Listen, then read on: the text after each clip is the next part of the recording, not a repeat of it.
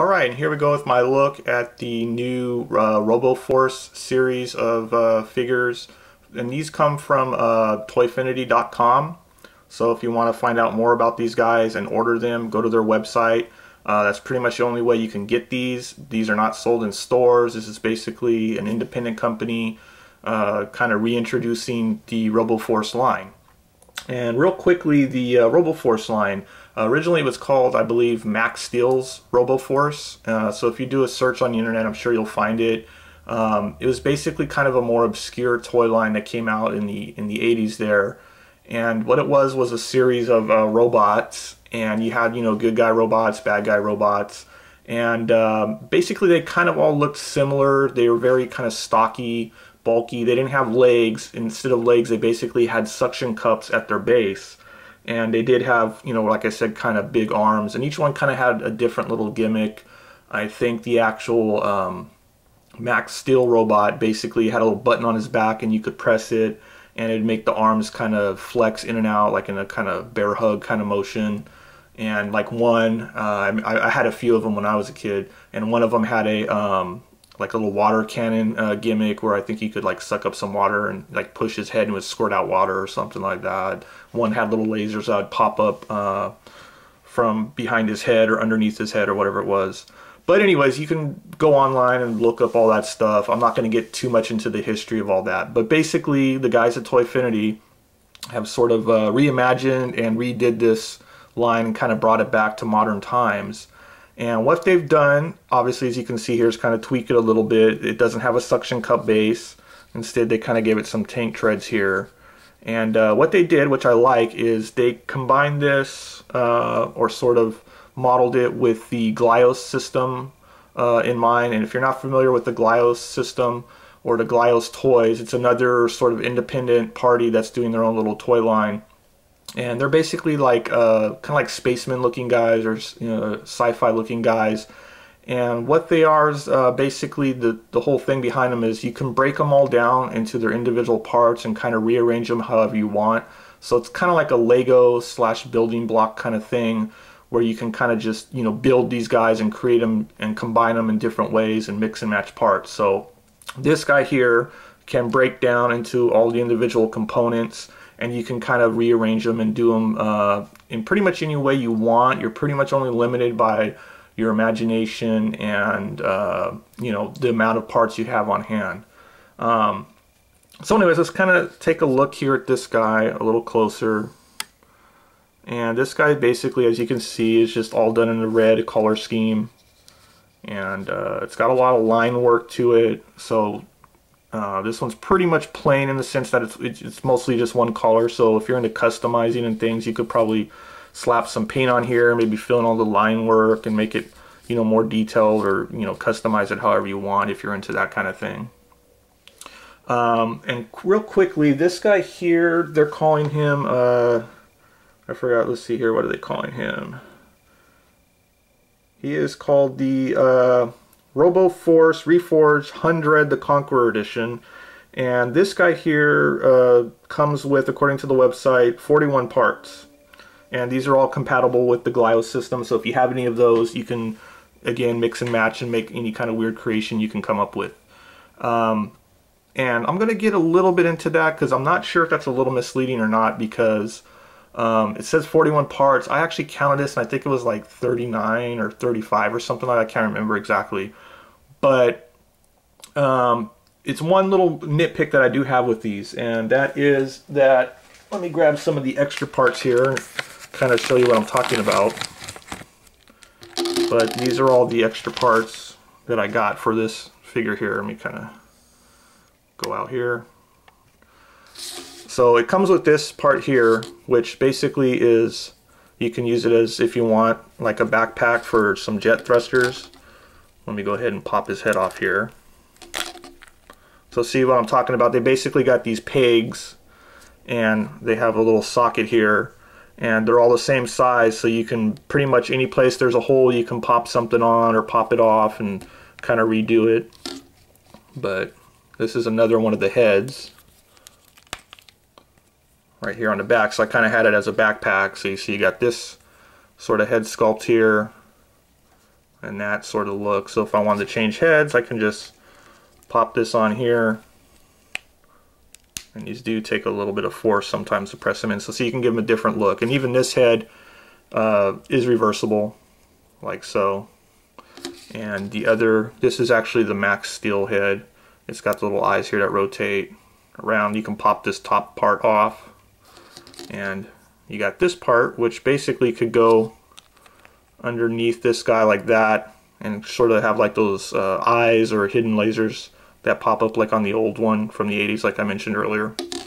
Got some extra shoulders. Again, these don't have to be shoulders. You could use them for whatever you can come up with. But back to this could pop on here and, like I said, be sort of like a jetpack if you want it to be. And let's get this guy in here. There we go. So see, now he's got like a jetpack, or if you wanted, you could pop this off, pop off this part here on the bottom, and kind of go out here. So there's the tank tread part, and you could stick this part in here and just swap it. Let me get this guy in here. Like I said, some of these are a little stiffer than others. It will take a little more force to get in there. But these parts here unfold like that, so you can give them actual legs. And it will stand, if I can get them to stand. So there you go. So, you know, if you don't like the tank treads, you can take those off and use those instead. So again, you're kind of just really limited by your imagination and the parts that you do have on hand. So maybe you buy a couple of these and you can really kind of go to town with all the extra parts and make some weird creation with it. But like I was saying, as far as the part number and things like that, and this is kind of a minor nitpick, some of these parts, if you'll notice, this one basically popped off on mine.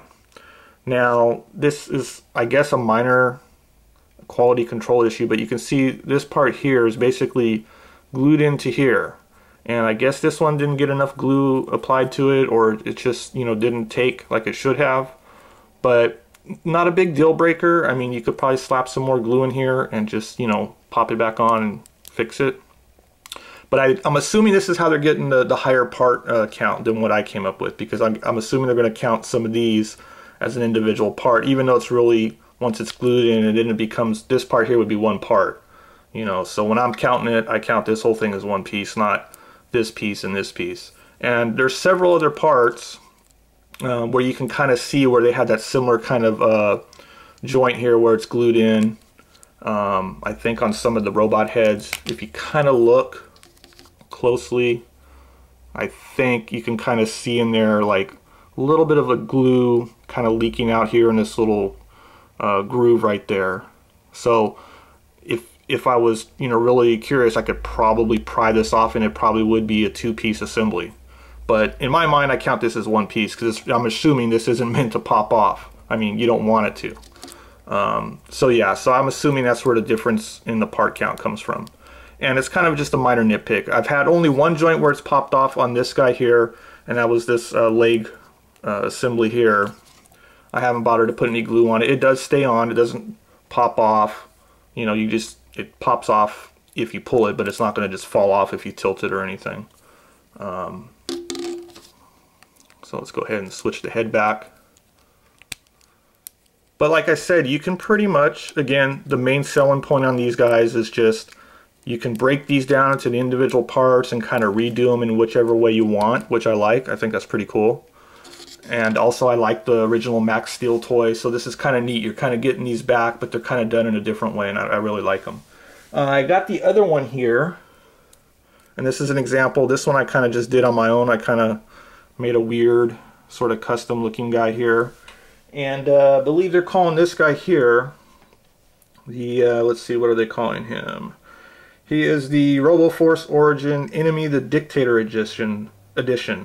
And this one actually comes with more parts. It says 53 parts. Again, I count a little less than that, and I think that just has to do with how they're counting the parts. But this one does come with extra stuff, and I'll just dump it out, showing you the extra parts. So this one's a little more customizable in that sense that you got more parts to play with, more options. So I got an extra one of these. Here's the middle part of the tank assembly. This part here. The heads are the same, just done in a different color scheme, as you can see. Again, the same shoulder joints. I got some extra parts of these. Here's that same head sculpt, or little head part again. And some of these little angled wedge pieces here that can be used as arm joints or shoulder joints. So yeah, this one does have more parts, and I do like the color scheme on this one better. It's a little more broken up, not quite as, you know, sort of monotone as this guy here. But this guy looks cool too. I like him. I like both of them. And like I was saying, this is the other one, or this one had the other part that was sort of a nitpick to me, which was that this guy, the head here popped off. So you could see this one was glued in, and this part came off when I was messing with it, you know. So it's a little bit of an annoyance, a minor thing. I'm sure you could easily fix it if you put some more glue in there, but I really don't know why on something like this, since I believe these are all pretty much just molded parts anyways, they couldn't have molded this into one solid piece with the post just sticking up, because some of the other parts are clearly done that way. You know, like this part here, for example. I don't know if it's just once it gets to a certain size or something like that. I don't know. They probably have the reason for it, but hopefully maybe a future run of these guys, they can kind of remedy this problem, because to me, I don't think this should happen. But let's talk price on these guys. I believe this guy was 20 bucks and this one was 15, if I'm not mistaken. So they're fairly inexpensive, like I said, and yeah, I think that was the price on those two. I can't exactly remember, but I believe the website lists as both of these currently being sold out. The only other one that they had was the first one that they did, which is basically like this guy here, but it was done in an all gray color scheme. It was more like a kind of a prototype run, if I remember correctly. But so that's basically the price on these guys. I think they're worth the price, even though some of these parts probably have a little bit of a quality control issue. They're not major deal breakers. And back to this guy real quick. Like I said, this is sort of my creation here that I did. And what I did here is you can see you can kind of extend the legs out, make them even taller. So you can see you do get a bit of a height difference between these two when you start messing around with the parts. You know, and if you had more of these, you could definitely, you know, really make some weird creations and kind of just come up with whatever you want. But let's see here. As far as a little size comparison, let me grab something here so you get a sense of how big these guys are. Here's a deluxe class transformer. It's from the Prime series, the Viacon or whatever he's called. So pretty good size actually, especially when you put the little legs on them and extend them out. You know, obviously it's more squat when you have everything folded up, or you have the little tank treads on there. But that's kind of cool too. I like that because you get some different size with these. Like maybe you get a few of these, and you know you have this guy as like the leader, and these are like his little drone army or whatever. You know, again, it's up to you how you want to mess with these, which is really the main selling point on these, is the fact that you can kind of tweak them and just build however you want with them. But again, these are sold through Toyfinity.com, so if you're interested in these, I'd say they're worth picking up. So definitely give their site a look over and see when the next time they're going on sale and try and get some. So I think that'll wrap it here with my look at the Robo Force toys from Toyfinity.com.